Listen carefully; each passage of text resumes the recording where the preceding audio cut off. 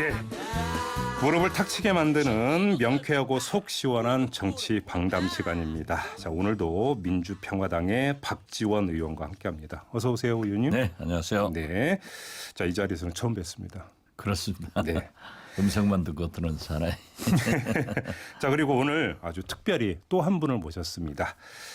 정두원 전 의원 함께 모셨습니다. 어서 오세요, 의원님. 네, 깍두기로 왔습니다. 깍두기요? 예. 깍두기는 무슨 뜻입니까? 아니 박지원 물팍도사 옆에 깍두기로. 그래요? 왜 자기 비하를 하세요, 이렇게? 아니 저는 영광이죠. 네. 근데 지금 그 제가 알고 있기로는 현재 대한민국에서 제일 잘 나가는 정치 고수 두 분 아니신가요? 우리 정두원 의원이 제일 잘 나가고 아이고, 두 번째로 박지원입니다. 감히 제가 어떻게 정치구단 앞에서. 그럼 정도원 의원님은 한 8단쯤 되시는 건가요? 저는 지금 이런 얘기 해도 되는지 모르겠지만 네. 방송 낭인 생활하고 있습니다. 방송 낭인?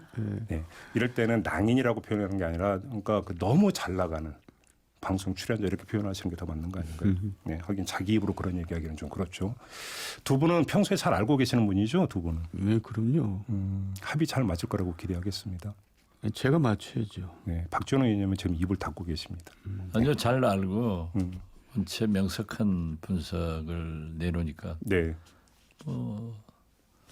포탈에 정두원 하잖아요. 의원님도 많이 나오시던데요.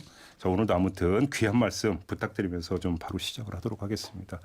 두 분을 제가 정치 도사라고 말씀을 드렸으니까 이전부터 뭔가 여쭤보겠습니다. 판문점 회담 박지원 의원님 마치셨습니까? 언론 보도 보니까 마친 걸로 나오던데요. 뭐 우연히 그렇게 됐겠죠. 왜냐하면 네. 제가 이호 여사님 서거 때 판문점 통일가게에서 김여정 제1부부장으로부터 조화를 건너받을 때 네네네. 나눈 대화 때 제가 반드시 북미 정상회담을 해야 된다 하는 것을 강조하니까 제 말을 굉장히 웃으면서 경청하더라고요. 김여정 부부장이. 예. 예. 그러더니 단호하게 그러한 것을 하는 것이 이호 여사의 유지를 받드는 길입니다. 이렇게 얘기를 해서 제가 마치 2000년 6.15 남북 정상회담 특사 때 네.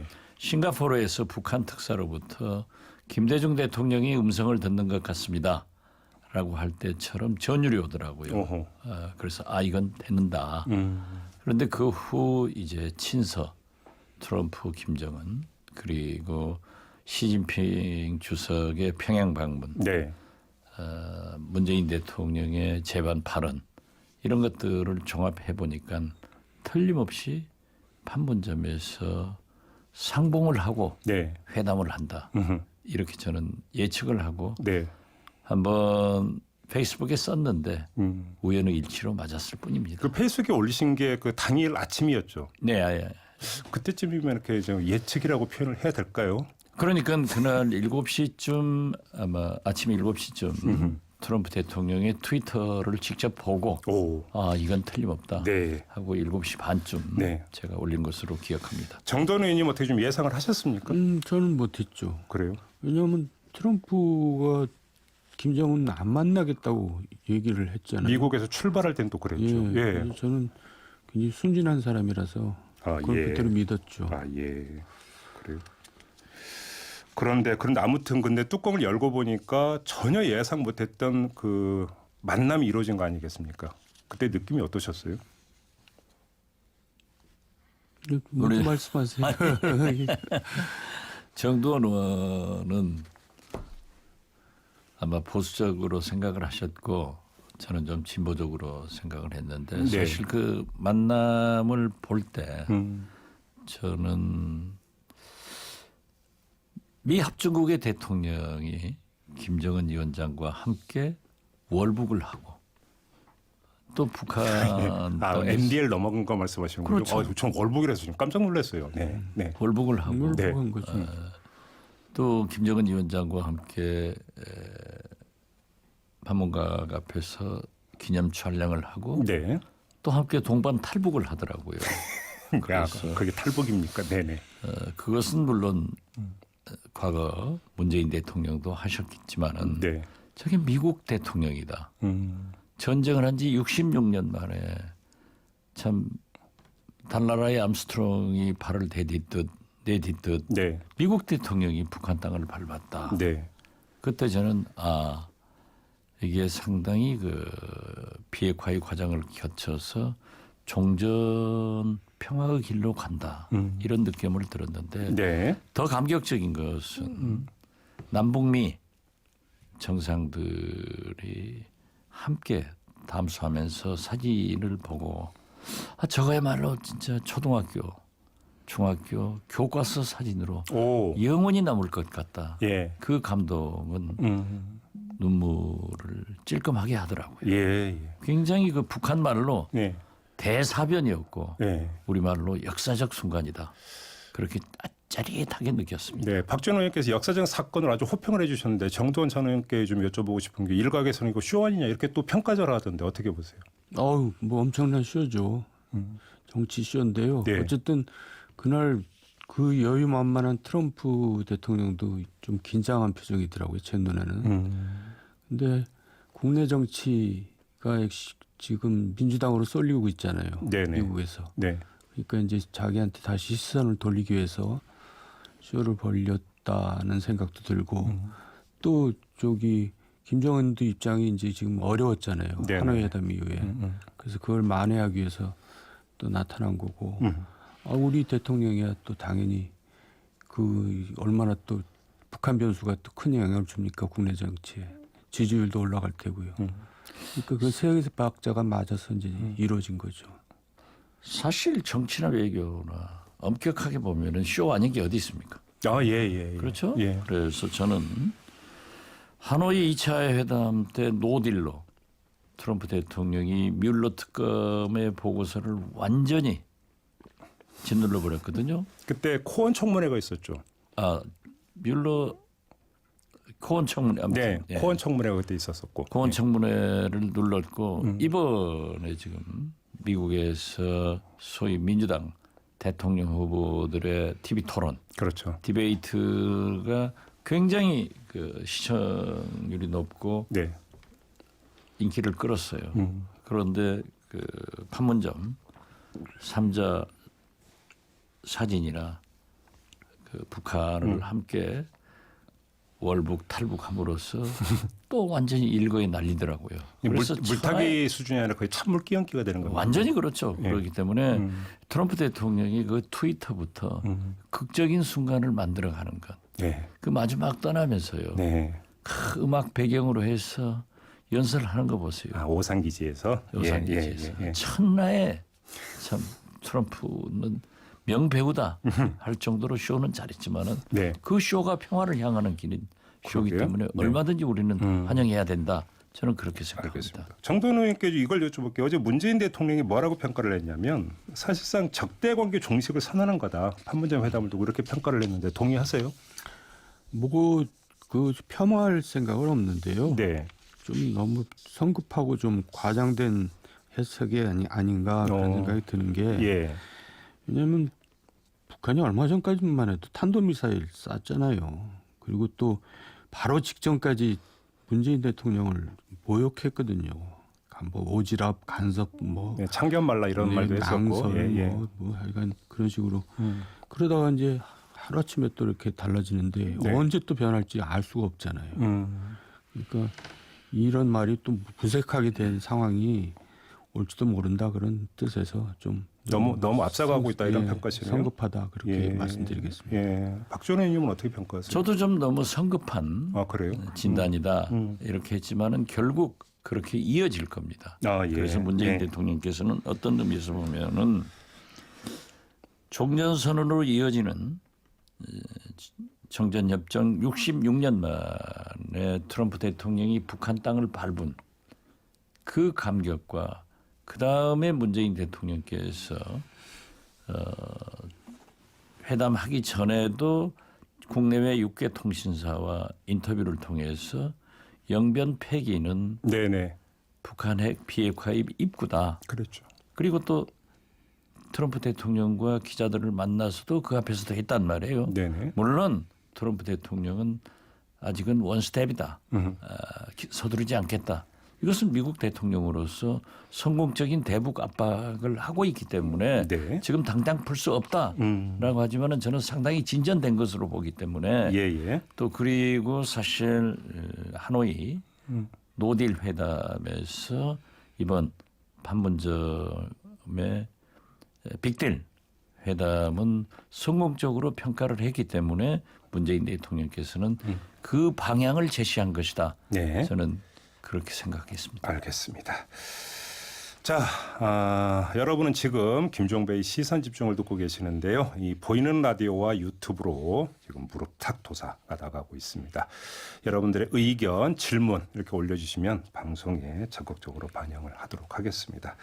지금 판문점 남북미 정상의 어떤 만남에 대해서 좀 짚어봤고요. 좀 다음 문제로 좀 넘어갔으면 좋겠는데 국회가 지금 상당히 미묘하게 좀 돌아가고 있는 것 같습니다. 이제 정개특위, 사개특위 개편 문제도 있고, 그다음에 민주당하고 정의당 간에는 심상정 정개특위 위원장에게 사전에 고지를 하고 양해를 구했는가 아닌가를 가지고 또 이제 설전이 벌어지고 있는 이런 상황인데요. 여기에서부터 좀 얘기를 시작을 했으면 좋겠습니다. 근데 그냥 단도직입으로 제가 그 두 분께 한 번 이걸 좀 여쭤볼게요. 먼저 민주당이 정개특위 위원장이냐 사개특위 위원장이냐 둘 중에 하나를 먼저 골라야 되는 것 아니겠습니까? 박지원 의원님. 예. 민주당이 어느 자리를 선택할 거라고 전망을 하십니까?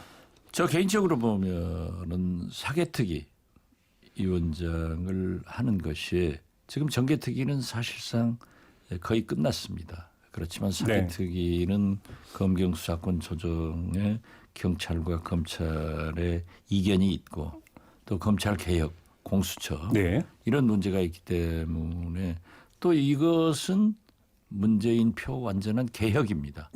역대 대통령들이 검경 수사권 조정이나 검찰 개혁, 공수처 신설 등에 대해서 공약을 했지만 모두가 다 실패했어요. 네. 이루지 못했단 말이에요.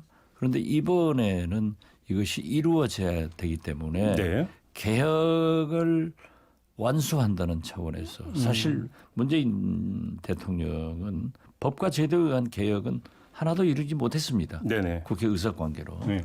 그래서 사개특을 맡았으면 좋겠다 네. 하는 그런 바람이 있지만은 네.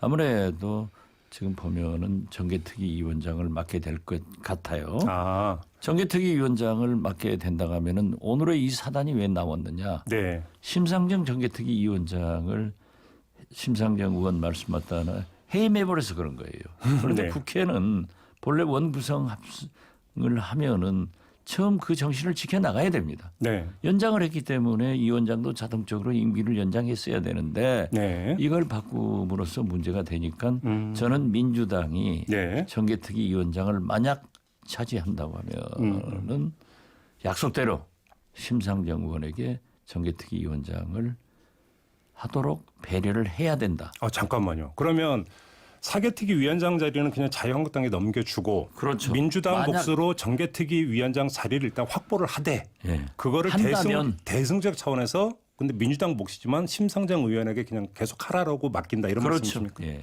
그렇게 가야 된다고 생각하세요? 그것이 원상복귀고 진정한 연기의 의미입니다. 그래요? 여기서 뭐 추가 질문들이 꽤 많은데 잠깐만 멈추고요. 정두원 전 의원님이 한번 그 전망을 들어보겠습니다. 어느 자리를 맡을 거라고 생각하세요? 참 묘하게 돼버렸는데요. 네. 이러지도 못하고 저러지도 못하고. 근데 이제 마땅히 네. 해야 될 일은 정개특위를 민주당이 만든 게 마땅하죠. 그게 정치 도의상 맞고. 왜냐하면 야3당과 그동안에 공조를 해가지고 여기까지 온 거잖아요. 네네. 근데 하여간 이리 가도 저리 가도 다 문제가 있고. 네, 그렇긴 해요. 근데 네. 지금 박지원 대표께서 얘기하신 그 심상정 문제는 네. 그거는 이제 그렇게 하면 좋겠지만은 불가능한 얘기죠. 왜냐하면 야3 교섭단체 합의사항이 깨지는 거기 때문에 다시 국회가 이제 혼란 원점으로 돌아가는 거 아니겠어요? 아니 잠깐만요. 예. 비유를 이게 내 집이니까 내가 그러니까 다른 사람에게 전세를 주든 말든 내 자유 아니냐 이렇게 얘기를 하면 어떻게 되는 겁니까? 내가 누구죠? 여기 민주당이 되는 거죠. 지금 예서 박전 의원님 말씀하신 걸 제가 받아서 이제 비유적으로 다시 질문을 드린 건데, 자 우리 당 몫이긴 한데 우리 당 몫이니까 우리가 이게 지분을 갖고 있으니까 우리 지분을 전세 삼아서 심상정 의원에게 줄 수도 있는 거 아니냐 이렇게 만약에 주장을 하면 어떻게 되는 겁니까? 그렇게 하면 이제 저기 바른미래당하고 자유한국당 당연히 반발하죠. 아, 반발하나요? 예. 그러면 다시 국회가 다시 또 혼란 속으로 빠져드는 거죠. 박지원 의원이 반발한다는데요. 물론 한국당 네. 나경원 대표가 심상정 위원장의 교체를 네. 조건으로 내세웠지만은 네. 나중에 합의는 정개특위, 사개특위 위원장을 1, 2당이 나눠 갖는다. 이렇게 네. 합의됐기 때문에 그렇죠. 위원장 만약 민주당이 정개특위 위원장을 선택했다고 하면은 위원장의 선출 권한은 민주당에 있는 거죠. 지분이 민주당에 때문에. 그렇죠. 예. 그렇다고 하면은 지금까지 민주평화당과 정의당 네. 이러한 공조를 하면서 심상정 의원을 위원장으로 선임했기 때문에 네. 그 정신을 살려가야 된다. 이건 일종의 민주당에서 나경원 살리고 심상정 버린 거예요. 그리고 또 앞으로 예. 국회가 많이 남아 있는데 네. 또 개혁 입법을 완수를 위해서는 민주평화당과 정의당의 도움 없이 민주당이 아무것도 못합니다. 이게 야권 공조의 틀을 유지하기 위해서라도 그렇게 해야 된다는 그리고 말씀이세요? 정치 도의적으로도 예. 지금 국회의 관례도 네. 항상 처음 개원할 때 합의 정신을 설사 네. 뭐 보궐선거 등 여러 가지 이유가 있어서 의석에 약간의 변동이 있더라도 그대로 지켜간다 이겁니다. 예. 예. 그럼 의원님 어제 저희가 그 이정미 정의당 대표하고 인터뷰를 했고요. 그다음에 인터뷰 후에 이정미 대표와 손학규 대표, 정동영 대표가 합동 기자회견을 하면서 똑같은 이야기를 했는데 정개특위 위원장 자리를 한국당에 줘서는 안 된다. 그럼 민주당이 맡아라 이렇게 그러니까 아주 명시적으로 이야기를 했거든요. 그렇죠. 근데 그 정의당조차도 민주당이 맡아라라고 얘기했는데 굳이 민주당이 민주당이 맡아라 예. 하는 이유는 민주당이 맡아서 심상정 의원에게 배려를 해라 하는 것을 포함시키고 있다. 아, 그렇게 보세요. 예. 예. 그럼 지금 그 박지원 의원께서 말씀하신 이 내용이 야권 공조의 틀을 유지하는 측면에서도 도움이 되고 그다음에 민주당과 정의당에서 지금 벌어지고 있는 갈등을 해소하는 거에도 하나의 방안이다. 그렇죠. 이렇게 해석을 그리고 할 수 정치 있겠네요. 도의를 지키는 길이고. 네. 그러면 그 정도원 의원께 한번 이 점을 여쭤보겠습니다. 만약에 민주당이 정개특위 위원장직을 맡게 되면 사법제도 개혁이 상당히 좀 또 꼬이고 추진력이 떨어지는 것 아니냐는 우려가 나올 수도 있을 것 같은데 이 점을 어떻게 봐야 되는 걸까요? 그러니까 이제 요체는 뭐냐면 네. 선거법 개정에 민주당의 진정성이 있느냐 그게 달려 있는 것 같아요. 실은 민주당이 손해 보는 이제 개혁이잖아요. 그러니까 민주당 의원들은 내심 원하지 않는단 말이에요. 연동형 비례대표자 말씀하시는 예. 거죠? 예, 예. 그러니까 그거를 오히려 버리고 대통령 공약상 또 대통령의 염원인 그 사법개혁 이쪽으로 이제 더 무게를 둘 가능성이 높다고 볼 때 이제 정개특위를 잡을 수가 있다는 얘기죠. 그래요. 알겠습니다. 지금 그 박지원 의원께서 말씀하신 민주당이 심상정 의원에게 위원장 자리를 양보하는 게 맞지 않느냐라고 하는 의견에 대해서 많은 분들이 지금 그 의견 주고 계시는데요. 공통된 게 이겁니다. 예를 들어서 7239님의 문자가 좀 대표적인데 교수분차가 안 되는 정의당에 위원장 자리 가는 것은 좀 아니라고 본다. 이런 의견을 주셨거든요. 어떻게 생각하세요? 그때 구성 당시에도 정의당이 상임위원장, 예. 특위위원장을 맡은 게 최초입니다. 그런 의미에서 다당제 국회에서 그 정신도 살리고 네. 또 확실한 연동형 비례대표 선거구제 개혁에 대한 의지를 가지고 있는 여야가 전부 네. 합의해서 심상정 의원을 위원장으로 선임했기 때문에 네. 이게 아직 임무를 끝나지 않은 채 종료되고 다시 연장한다고 하면은 그 정신도 살려야 된다. 그래서 저는 그렇게 큰 의미가 없다고 생각합니다. 애초에 합의 정신이 그렇죠. 중요하다. 이런 말씀. 과거에 보면은 예. 자민련이가 아무튼 자민련이가 거기에서 상임위원장을 맡고 있었어요. 네. 맡고 있었는데 다음 후반기에는 그분이 무소속이 되니까 당적이 이제 네. 그랬어도 위원장을 계속 맡게 했단 말이에요. 네네. 한번 합의되면 그대로 가는 게 원칙이다. 네. 저는 그렇게 생각합니다. 물론 심상정 위원장이 맡게 되면은 상당한 바른 한국당에서 반발을 하겠지만은 네네. 그 정도는 서로 이해하는 것으로 가야 된다 그렇게 생각합니다. 알겠습니다. 지금 김종배의 시선집중 보이는 라디오 그리고 유튜브로 함께하고 계시는데요. 자, 무릎탁도사가 진행이 되고 있습니다. 여러분들의 의견 질문 보내주시면 방송 내용에 적극 반영을 하도록 하겠습니다. 조금 전에 정돈 의원께서 말씀하신 내용을 좀 이어서 제가 좀 구체적으로 질문을 드리고 싶은데요. 일각에서는 민주당이 정개특위 위원장 자리를 맡아야 된다라는 논리 가운데 하나가 뭐였냐면 선거법 개정과 사법제도 개혁이라고 하는 게 따로 갈 수 있는 게 아니라 사실은 연동되어 있는 것 아니냐. 그렇게 본다면 그러니까 선거법 개정에서 민주당이 어떤 태도를 취하느냐에 따라서 사법제도 개혁에 대한 다른 야당들의 협조 여부가 갈라진다. 그렇기 때문에 민주당이 정개특위 위원장직을 맡으면서 계속 그 의지를 보여줘야 사법제도 개혁에도 그러니까 탄력이 받는다. 고로 정개특위 위원장직을 맡아야 된다. 이런 논리가 있었거든요. 어떻게 생각하세요? 그 논리가 맞죠. 근데 이제 이 아까도 얘기했지만 이리 가도 문제 저리 가도 문제. 그러니까 곤혹스러운 입장이기 때문에 네네. 이제 지금 아직까지도 지금 결론을 못 내리고 있는 거 아니겠어요. 그러니까 이 문제를 풀기 위해서 사전에 네. 이 각 당과 양해를 얻은 다음에 풀려고 아마 시간이 걸리는 것 같아요. 지금 물밑에서 조율 중이다. 네, 이렇게 네, 보세요. 네. 그럼 조율의 핵심은 뭐가 되는 겁니까? 조율 사항은 어떤 게 되는 건가요? 그건 제가 모르죠. 그래요? 예. 그런데 알겠습니다. 지금 현재는 망건 쓰다 장파하는 거예요. 그래요. 그런데 예. 제가 볼 때는 한국당도 잘 생각해야 됩니다. 지금 이미 이 두 개 개혁 법안은 패스트트랙으로 국회에 상정돼 있습니다. 그렇죠. 예. 일정한 숙려 기간이 지나면은 본회의에서 원안을 표결하는 거예요. 네네. 그러면은 지금 현재로 보면은 과반수면 되기 때문에 네. 과반수 이상의 의석을 우리는 확보하고 있습니다.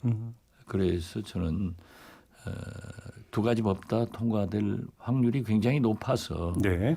그러나 국회는 합의 정신이 필요하기 때문에 또 어떻게 됐든 상정할 때 한국당이 빠졌기 때문에 네. 바로 지금 논의를 해서 네. 서로 의견을 조정해서 합의 처리하는 것이 가장 바람직하다. 네. 그렇게 꼭 한국당이 좋은 위치에 있지 않다 하는 걸 다시 말씀드립니다. 알겠습니다. 지금 정치적 난제가 여러 가지가 겹쳐 있기 때문에 두 분께 여쭤봐야 될 것도 상당히 많아서요. 일단 다음 문제로 좀 넘어갔으면 좋겠는데 이건 박지원 의원께 좀 여쭤보는 게 맞을 것 같습니다. 왜냐하면 어젯밤 오늘 아침에 나온 뉴스가 있는데 지금 자유한국당에서 그 삼척항 목선이 있지 않습니까? 관련해서 국정조사를 요구를 하고 있는데 박지원 의원께서 소속되어 있는 민주평화당에서 이 국정조사를 주장하는 한국당 입장에 동조할 수 있다. 물론 조건이 있습니다. 5.18 특별법 통과에 한국당이 협조한다는 조건으로 목선 국정조사에 민주평화당도 오케이 할 가능성이 있다는 지금 보도가 나오고 있거든요. 좀 확인해 주실 수 있습니까? 목선 귀순 사건에 대한 네. 국정조사는 저희 당이 의원총회에서 맨 먼저 주장을 했습니다. 그런가요? 대북 유화 정책을 쓰는 진보 대통령은 네. 진보 정권은 안보 문제만은 더 철두철미하게 해야 된다. 네. 과거 김대중 대통령의 햇볕 정책이 튼튼한 안보, 한미 동맹, 한미일 공조, 중국과 러시아의 협력 속에서 네. 이루어져야 된다. 그래서 김대중 대통령 때도 사실상 연평해전 같은 것은 남북 분단 이후 최초로 이긴 것으로 이제 네. 기록이 됩니다. 네. 그런데 문재인 대통령도 이렇게 대북 유화 정책을 쓰는 것은 저는 굉장히 지지하고 있는데 이런 안보에 구멍 뚫린 것은 철저히 국민 앞에 밝히고 네. 그 책임자들을 문책해야 된다. 네. 그래서 우리가 그러한 것을 주장을 했습니다. 그런데 늦게 이제 한국당과 바른미래당이 요구를 하고 있는데 오히려 민주평화당이 원조로다 이런 그렇습니다. 말씀이시네요. 네. 그런데 우리 민주평화당에서는 그때부터 한국당에게 네. 5.18 특별법 네. 그리고 5.18 진상조사위원회 이원을 제대로 통과시키고 하자. 네. 또 한 가지는 여순 예. 사건의 특별법이 다른 지역은 뭐 거창이건 제주 4.3이건 다 됐는데 유일하게 하나 안 된 게 여순 사건입니다. 네네. 그래서 이것을 통과시켜달라. 또 세 번째는 이건 민주당이고 한국당이고 잘못했어요. 바른미래당이고. 윤리특위가 예. 지금 여러 의원들이 윤리위원회에 상정돼 있는데 이게 윤리특위가 지난 개원 국회 때 한 상임위원회를 늘리기 위해서 상임위원회에서 특별위원회로 내려가 있어요. 네. 그런데 이걸 연장 안 해가지고 지금은 어떻게 됐든 법적으로 사실상 국회 윤리특위가 없는 겁니다. 그래서 윤리위에 제소된 의원들을 5.18 폄하 의원이나 또 민주당의 우리 당의 잘못된 의원들을 어떻게 할 것이냐. 이건 국민들로부터 지장을 받기 때문에 최소한 5.18 특별법, 여순 사건 또 윤리특위를 살리자. 예. 그러한 것을 나경원 원내대표가 공개적으로 하겠다는 약속을 하면 우리 함께 동조하겠다. 이렇게 하고 있습니다. 한국당에서 답이 왔나요? 아직 안 왔습니다. 어제 밤에 네. 유성엽 원내대표와 저희들 몇 사람이 만났는데 네. 그러한 것에 대해서 나경원 대표가 전화는 왔지만은 네. 그렇게 요구를 하니까 나경원 대표 하시는 말씀이 네. 여순 사건 법안은 처음으로 듣는다. 그래요? 예, 이렇게 얘기를 하시더래요. 시간이 좀 필요하겠네요. 어차피. 알겠습니다. 정도원 의원께서는 국회 국방위원장도 지내신 바가 있지 않습니까? 네. 근데 지금 그 민주당 입장은 뭐 국정조사까지 할 필요가 있느냐. 상임위원회인 국방위원회에서 뭐 청문회, 상임위 청문회 정도 하면 되는 것 아니냐. 네. 이런 입장인 것 같은데 어떻게 생각하세요? 저는 국정조사가 맞다고 보는데요. 그래요? 왜냐하면 이건 저는 심각한 문제라고 봅니다. 개인적으로도. 네. 그러니까 안보나 경계에 실패한 정도면 국방부에서 다룰 필요가 국방위에서 다뤄도 되는데 네. 저는 그보다 더 저 문제가 축소 은폐 의혹이거든요. 네네. 이거는 보통 일이 아닙니다. 그러니까 이게는 이 정부에서 적당히 넘어가면 다음 정부에서부터 문제가 될 수 있고요. 예예. 신적폐가 될 수도 있고요. 네네. 그래서 국정조사를 해야지 마땅하고 이거는 지금 나머지 정치 현안하고 상관없이 예. 추진해야 된다고 생각하는데 네. 어쨌든 아까 저기 5.18 법안 얘기하셨는데 지난번 교섭단체 3개 교섭단체 합의사항에는 들어가 있거든요. 네네. 그러니까 나경원 맞아요. 원내대표는 합의를 일단 한번 해준 거죠. 그렇죠. 5.18 특별법은 그 합의사항이 지금 그대로 살아 있는지 지금 죽었는지도 모르고 애매한 상태인데 네. 저는 지금 그게 잘 정리가 될 것 같은데요. 그러면 두 분은 그러니까 국정조사로 가야 된다는 의견 말고 그냥 전망인데 국정조사로 결국은 관철이 될 거라고 그렇게 전망을 하세요? 민주당이 받을 수밖에 없을 거라고 보세요, 정도는 의원님? 만약에 이러한 3대 조건이 네. 한국당에서 보장을 하고 네. 또 행동으로 옮긴다고 하면은 우리 민주평화당에서 동조를 하면은 국정조사로 가게 될 겁니다. 알겠습니다. 다른 문제 하나만 좀 여쭤볼게요. 정도원 의원께 먼저 여쭤보는 게 맞을 것 같은데 요즘 황교안 대표가 상당히 바쁩니다. 서청원, 김무성, 김문수 이런 분들을 줄줄이 만나고 있다고 하던데 왜 만나고 있다고 보세요? 그러니까 지금 뭔가 좀 이제 좀 태클에 걸렸어요. 그 동안에 너무 쉽게 이제 데뷔를 해가지고 네. 순탄하게 가다가 네. 최근 들어서 이제 여러 가지 실언이나 여러 가지 문제가 발생해서 이제 지금 뭔가 좀 지지율에도 변화가 생겼잖아요. 네. 1위를 유지하다가 2위로 순위도 바뀌고 이러니까 이제 이제 뭔가 조정 국면에 들어가는 거죠. 네. 본인이 지금까지 계속 나와서는 안 되겠다. 해서 이제 내부 단속으로 들어가는 건데요. 네. 앞으로도 갈 길이 험난한데 이 마땅히 이제 그 어려움을 겪고 이제 지도자가 되는 거지.